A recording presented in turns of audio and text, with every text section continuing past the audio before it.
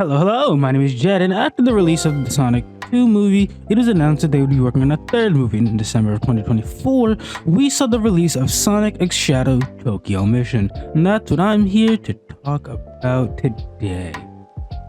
So let's talk about it, shall we?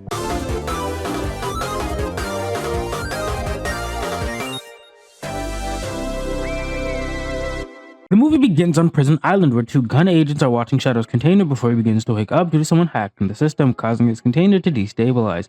Gun agents rush to the container as he breaks out and then proceeds to knock out all the gun agents before breaking free and fleeing. Meanwhile, Sonic, Tails, and Knuckles go for a race, which turns out to be a facade to set up a pseudo birthday party for Sonic, as today is the day he came to Earth. After the celebration, Tom and Sonic go for a walk and end up back in Sonic's old cave, and while they look through the cave, Tom discovers a mural of Sonic and Longclaw, where the two have a heart-to-heart.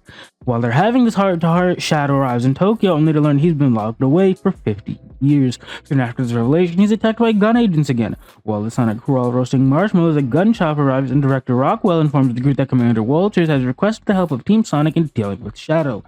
The group travel to Japan, run into Shadow, and get beat before he attempts to flee, but Sonic gives chase, but Shadow incapacitates him anyway.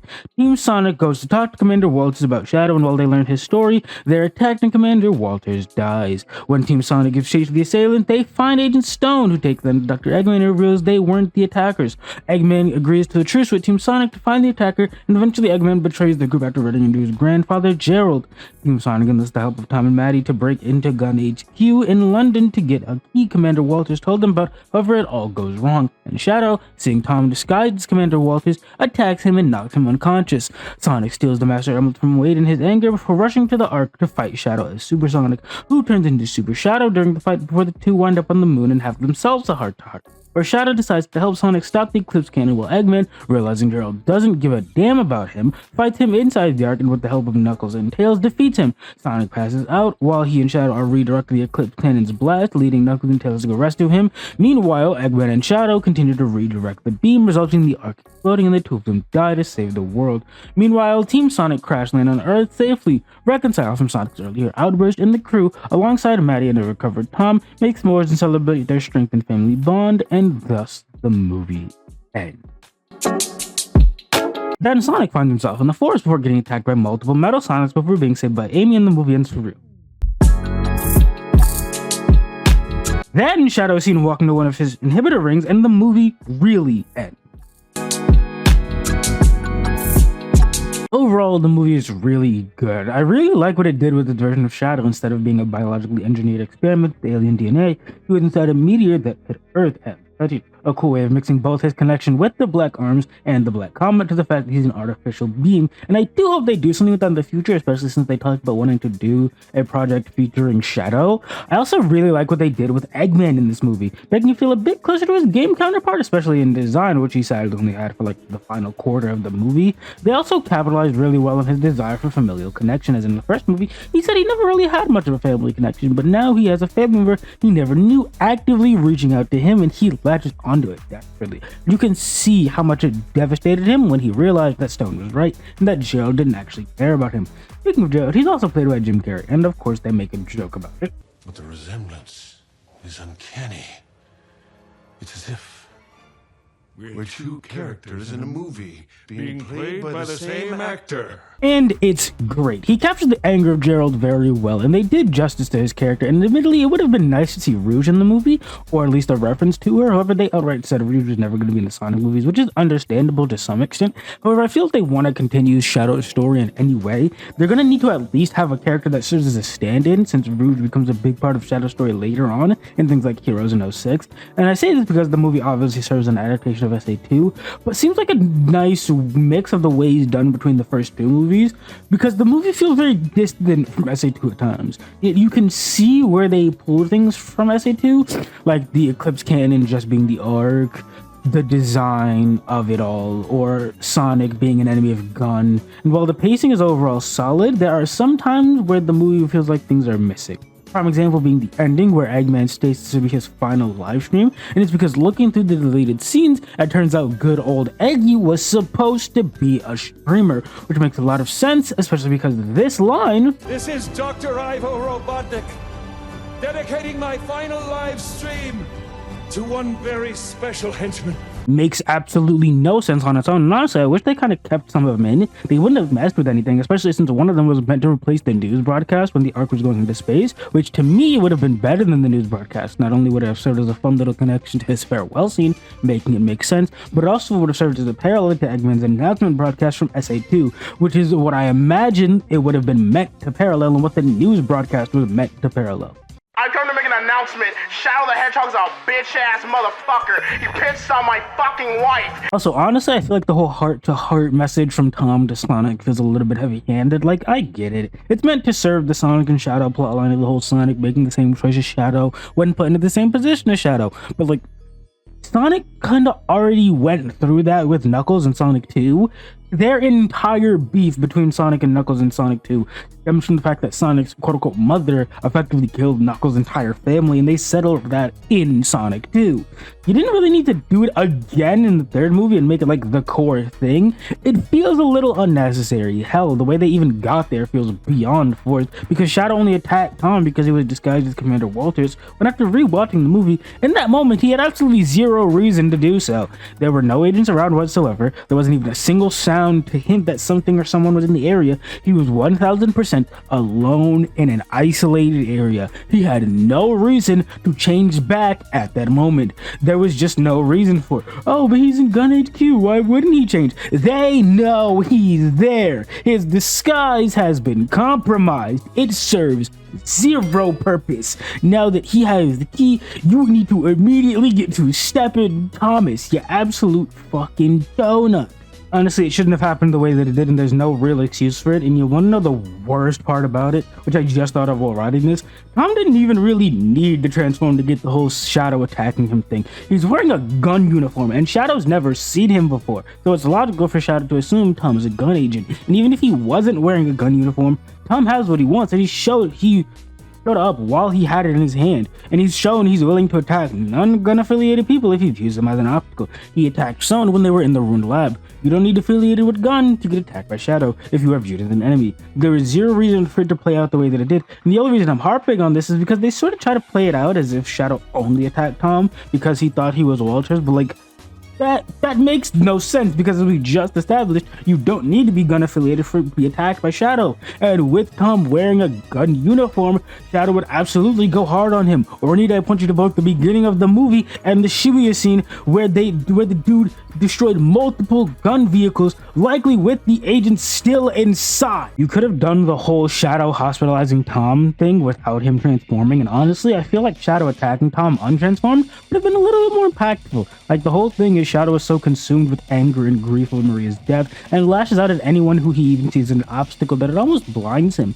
Him full sending it, attacking Tom with no remorse because now he's an obstacle, would have honestly made the whole Sonic and Shadow parallel plot point hit way harder, as now Shadow himself did to Sonic what he feels Gun did to him. It would have also made his sacrifice at the end of the movie even more impactful. Like Shadow, after attacking a random guy who he now knows is important to Sonic, copious amounts of property damage and destruction in Tokyo, causing a blackout and potentially killing countless people, Shadow's now attempting to right his wrongs and save the entire planet, which by proxy would include Tom. And honestly, it would be cool if in his final moments he thought about Tom, feeling guilty about what he did to him. It would also be a nice little thing to closer connect the seed with Gerald and Shadow aboard the arc with Eggman, where Shadow seems almost upset with what they're doing, and even questions Gerald on if it's what Maria would have wanted.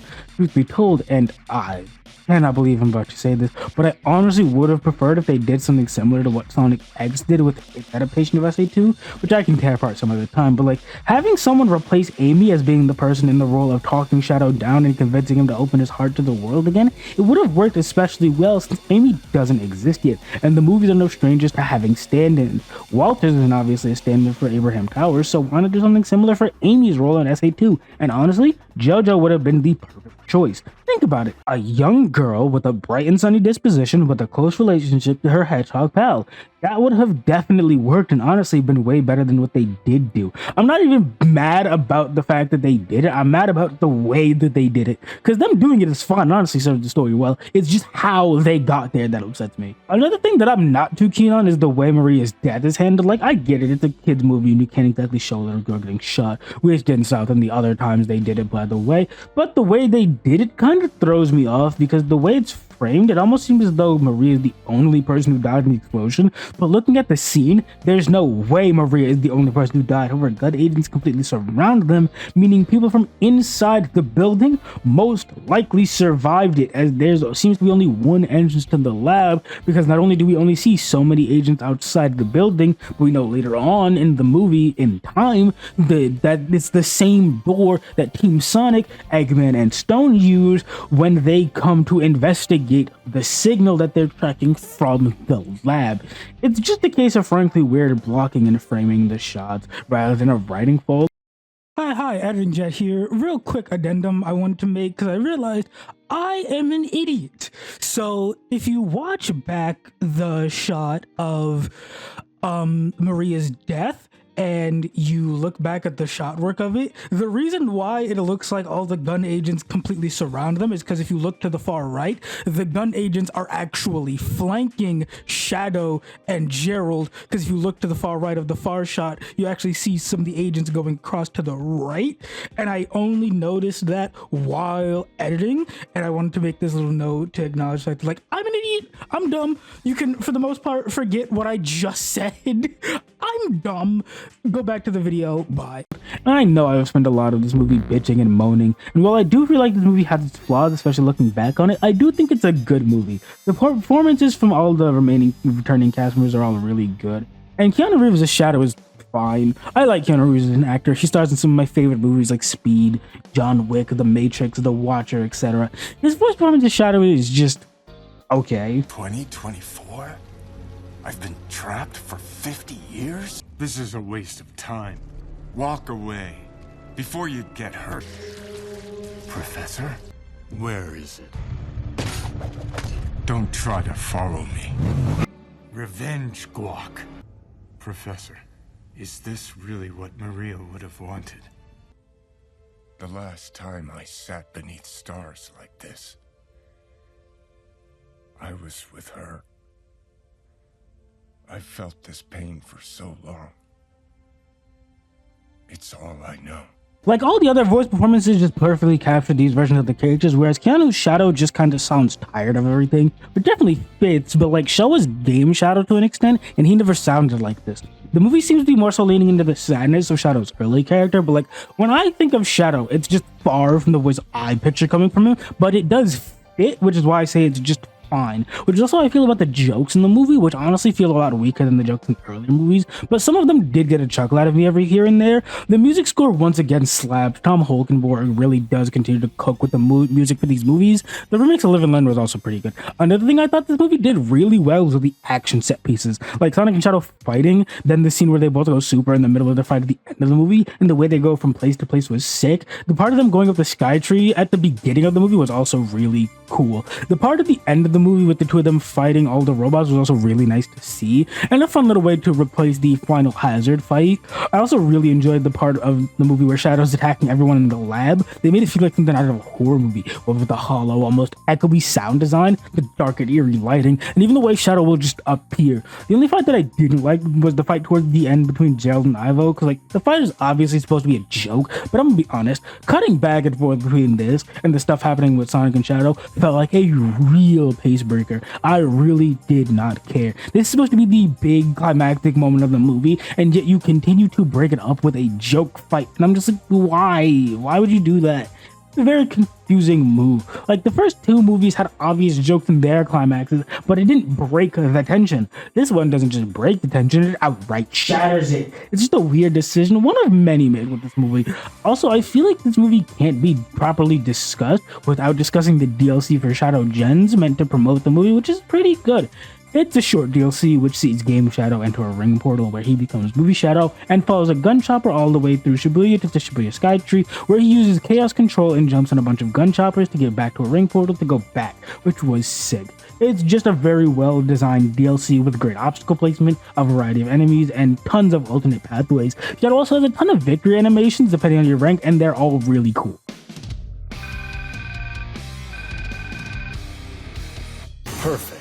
Oh my god, he's so goddamn cool! The DLC also contains a bunch of poster cards hidden throughout the DLC you can find by going through the various different pathways, and they look really cool to see. It also has 2 challenge missions, both of which are surprisingly challenging, especially with me trying to S-rank them. Boy, was it fun though, and I do hope they do more stuff like this in the future. That being said, I can't think of anything else to say about Sonic 3, but now for the big question that I really want to ask. Does the movie still hold up 1 year later? I say yes, it does. It's a very good movie. However, there are some things I do think it could have handled better, and this is the position I've held for a while. Honestly, the way I think about this movie is similar to how I feel about Spider-Man 2, which I made 2 videos with my issues with, one being story-focused and the other being gameplay-focused, which you should go watch after this one. But the way I feel about that game almost perfectly describes my feelings about Sonic 2. A good product that has issues I feel are worth pointing out and hopes the producers do better in the future. I think Sonic 3 is a really good movie. However, it definitely has its issues, and there's definitely some changes I would have made. Though despite that, I can't wait for Sonic 4, and I can't wait to see how that turns out. And if you want to see how future videos of mine turn out, you should leave a like, comment, subscribe if you enjoyed this video, and if you didn't, tell me how much I suck about the YouTuber and the Vtuber in the comment section down below. I am going to stop wasting your time now. Peace out and enjoy yourself.